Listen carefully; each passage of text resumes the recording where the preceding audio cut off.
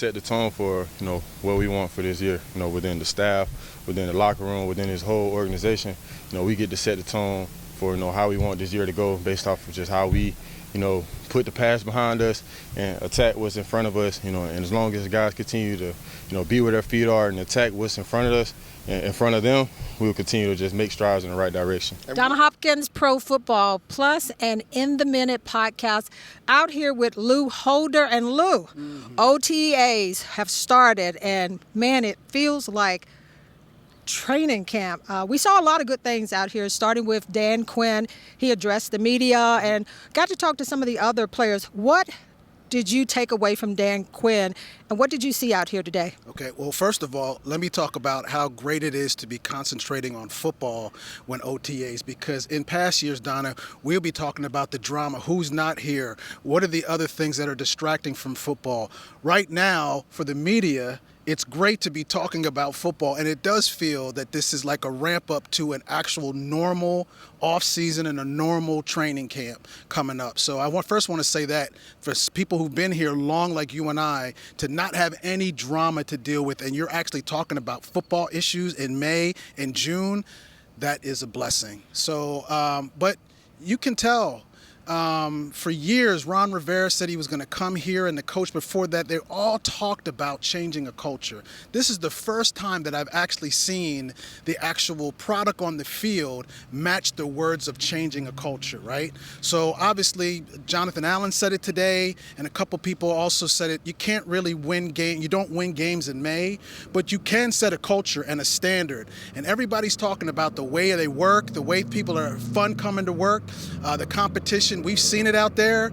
I just tell everybody, to be careful, because you don't want to get too excited, because we've seen this before. And I'm not jumping off the porch again, but ain't no games being played yet. Right, no games being played. But when you talk about a culture change, right, that has nothing to do with the actual game of football, right? It has a way to do with professionals taking care of their business, right? From the front office staff picking the right players that fit this team and not fit headlines, but fit this team. And then these players coming out here and wanting to be here. This is voluntary. And there's 100% voluntary, right? So people are excited to play. You always heard about Dan Quinn being a player's coach. We're actually seeing it. We get to actually see it now. People are glad that he was the person that was chosen, because he's bringing in all those coaches that you talked about. And the players are coming off that. It's like everything begets the next thing. And so that's how you change a culture. And that's the good thing about what's happening right now. Hey, Lou, I watched Dan Quinn during practice time, and he was out there teaching those guys. He was out there in the stands with the defense, which is impressive in itself. That's something that we haven't seen here in Washington. So those coaches are entrenched with the players. He said that in his press conference, that he wants to be a teacher again.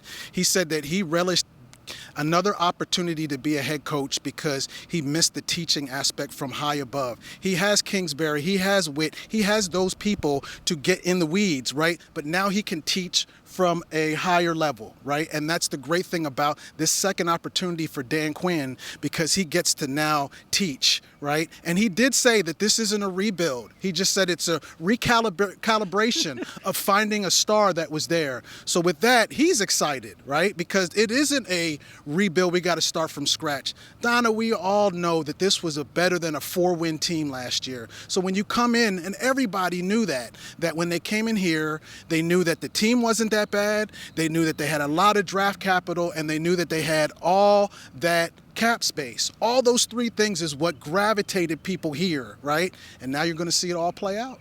Yeah, that's the great thing about that. When I look at the Bobby Wagner, we got to talk to him, and then even John Allen, his mentality, the way he speaks now, it's like a fresh breath of air for him with what he's been through since he's been here in Washington. But Bobby Wagner, when you talk about him, he was talking about the NBA being on the East Coast now and not being able to stay up, but he's focused. And he even yelled out to one of the players, he said, that's what I got to teach as far as how... Jeremy Reeves. Hey, you all... He said it. Jeremy Reeves. I didn't say that, but anyway, Bobby Wagner is setting the tone as far as the discipline here that has been missing. But just what he said about taking care of his body, going to bed early. He's the first one here. And John Allen talked about he's trying to be the first one here about Jaden Daniels beating him here, which speaks to him. But just the atmosphere and the talk were from the players, the Bobby Wagners. You could tell the mindset that he brings in, that it's going to help this team. And then John Allen, as just far as what he's talked about, we're going to hear from both of them, but I want to hear your take on those two guys. So I see a lot of when London Fletcher came. This reminds me so much of London Fletcher. He comes in with the pedigree, comes in with the work ethic, and it worked out pretty well the years that London Fletcher was here. Of all the people that I was happy in the offseason that came, it was Bobby Wagner, because right away, he commands your respect, right? Even people who are captains on here, not saying that those captaincies weren't deserved. He's an automatic captain once he runs in here because of, the hardware and his work ethic. So that was one thing. And the stabilization, we saw so many times during the season, if they had a stabilizing force, there's somebody to tell people what to do on that defense, people wouldn't have been as lost and games wouldn't have been as lost. So you can still win games defensively, and Bobby Wagner is there. So now that just energizes somebody like Jonathan Allen, Deron Payne, all these people that have been here before, knowing that, hey, look, I've been here, but I ain't won nothing. I ain't did nothing. That nothing. This guy has won stuff. So it's almost like, oh, you saying something? What? Let me show you the ring. Let me show you the hardware. And again, let's not just say he's not a washed-up person coming here. He led the league in tackles last year. In the 13th season, he led the league in tackles last year. If that isn't what commands respect, and even that you could rest on your laurels, Donna, but he's still in here. Yeah. First one in here. Not even from this coast. First one here. Just trying to make sure that he knows that he's supposed to be a representation of Dan Quinn and Adam Peters on the field, and he's already doing it in May. And one thing about Bobby Wagner, he's going to help Jamin Davis tremendously. And as Dan Quinn said, hey, it's competition happening out here, but we're going to hear from Bobby Wagner and John Allen. Here's what they had to say. Hey, Bobby, it's early, but in speaking about you all's position, linebacker position, what have you seen from those guys and, in moving forward early on? I think we got a really cool room. I think from Coach Norton down to everybody that's in the room, I feel like it's a great group of guys, really smart, fast, want to hit, want to learn, want to take charge of the defense. And so I'm excited just to, whenever we put the pads on, get out there and just start making plays. I think, what we built in Seattle was something special, and it just needs to be left alone, you know what I mean? So obviously there's things that we can take, from that culture. There's things that we can, bring here that can, I think, benefit, but it's really about creating your own space, your own energy, and seeing what we can do with it. I think the middle linebacker position always naturally, you're a leader because you call the plays, you have to relay the messages, you're the one that tend to communicate the most in most cases. So I think it started with people around me. Obviously, Coach Norton was always putting that into my mind, like being a leader. Then I was fortunate enough to have conversations with Ray Lewis, Mike Singletary, those guys before me. And so I think I just try to grow into it. I was blessed to have natural leaders. I had Cam Chancellor, I had Sherm, I had Mike Bennett. So those guys I had a chance to learn from. And, when it was my opportunity, I tried to take advantage of it. I feel like I'm just so happy. I love the coaching staff. I love the direction we're moving at. I love the way we're working, man. It has truly been reinvigorating and just so fun to come to work every day. And this is literally just a dream job right now. Man, the thing I love most about what we got going on right now is everybody's determined and everyone's focused, and what do I say? It's everybody has something to prove, and we're all pushing towards the same direction, and I think that's going to be so great for us. Everybody has the same motive, the same motivation. We're all chasing after the same goal, and we're all pushing each other to get there. So. Okay, that was Bobby Wagner and John Allen. Here now with Lake Lewis. And Lake, you've been out here for the OTAs. What have you seen? And let's start with the offensive side of the ball as far as Brian Robinson. He talked about his position coach in Lynn. What did you like about what he had to say? Because, it's going to be a difference in the running back position this year. Yeah, I mean, Brian just seems like he's embracing leadership. Like he's actually sounding like an actual leader. And I think that he knows that they have something that's a little different from what he's been accustomed to since he's been in D.C. And it probably reminds him of his time in Alabama when Nick Saban was there, was more organized, and you saw the product on the field. He won a national championship. So I like what I heard from him today, but you can tell Brian's all serious. You know, he's just ready to play football, and it seems like that's what we're talking about now is just football in the air, and that's it. Hey, Brian, with your position coach, Anthony Lynn, what are you learning on the early part of working with him, and how have you seen your game change with him as your position coach?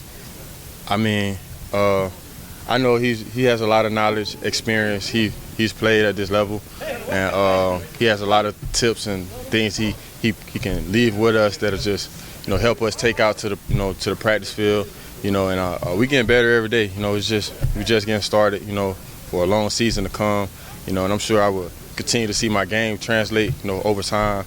You know, right now we just kind of putting down the base, you know, fundamentals to just how we want to go to work. Hey, you talked about Alabama, and John Allen talked about this feels like more like Alabama, the type of style and play that he's used to. What do you make of that? Well, I think that the first thing is that, you know, when you come from something where you're winning, and that's all you know at Alabama, I think maybe those guys collectively maybe lost 2 or 3 games in their career at Alabama, you know, so they just didn't know what losing was, and they have lost more here than they probably ever have in their life combined. So I think for both those guys to be able to have some structure, to have real football guys in the building, not just as far as coaches and position coaches, but even the structure as far as the organization. Adam Peters has come in and put his stamp on this team. So there's accountability. And I think that that's the most important thing that we'll notice this year is that no guy's going to be able to take a play off. No guy's going to be able to, you know, take a practice off. They're going to be watched at all times. And I think that makes competition fester. And when you have more competition, you're going to have a better product on the field. Yeah, you know what? I paid attention to the defensive side of the ball today because we got a lot of offense yet to go during these OTAs, but I wanted to pay much attention to the defense, and I watched the defensive line a lot. What are you taking away from Tapp and how he's working with those guys? Because I saw a lot of the drills today, and, man, it was like a freshness out there, and it was with purpose. What are you taking away from that defensive line and what he's projecting with those guys? Well, you can tell that there's a lot of technique. The drills are about, you know, hand placement and your footwork.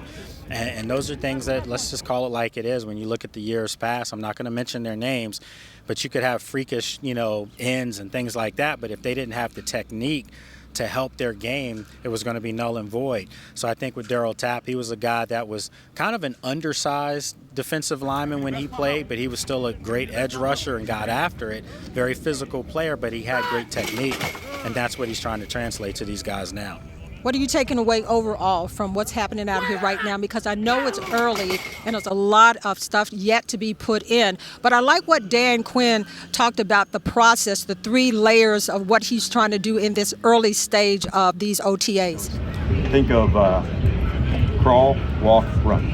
And so the crawl part is the classroom, honestly. This is how you install a play.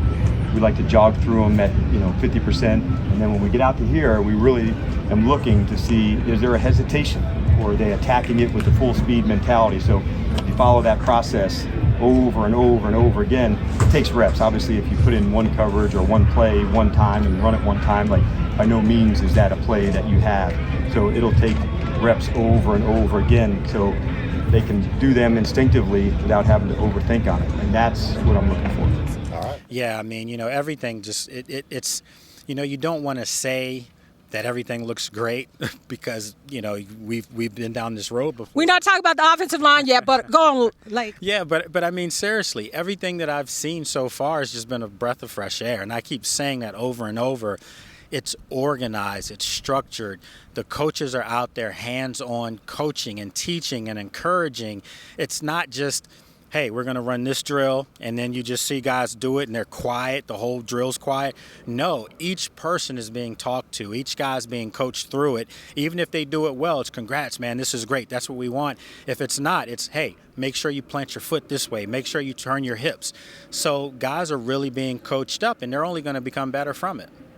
Well, thanks, Lake. Out here at Commanders OTAs. A lot of us have come from different places, even the coaching staff, and I think, expectations for this team just from the outside have been obviously pretty low. But I think for us, everybody here has a chip on their shoulder, especially myself, coming from where I come from, if anybody know my story. But I think that's the biggest thing about it. This team right here hasn't lost any games, and we haven't won any either. So the biggest thing is that, we get to set our own destiny.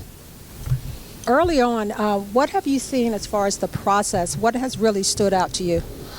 I would say really just the way Coach Quinn goes about things. Anytime for me having a head coach that's a defensive guy, man, it brings a different mindset. So just the aspect of how we go about work every day, going back to it reminds me of the Denzel movie, starting out with the bags every single day. So it's kind of just getting back in that mode of football, and you got to be able to cut it on every single day, because once we hit that line, it's time to go to work. So I think just that having that mindset of, our foundation is going to be hard work, and everything that comes after that is going to be because of it.